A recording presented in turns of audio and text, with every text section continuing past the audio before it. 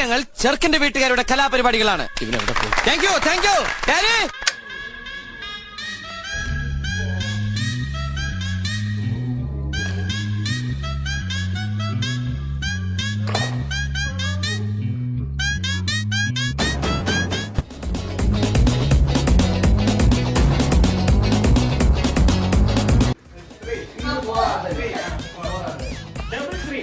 സ്കൂളിൽ പഠിക്കുമ്പോ ഡാൻസിനും പാട്ടിനും ഒക്കെ ഞാൻ മിടുക്കിയായിരുന്നു.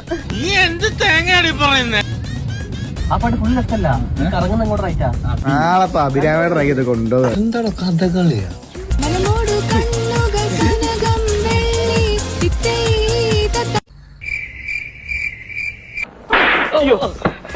എന്താ രാമേന്ദ്ര പ്രശ്നം?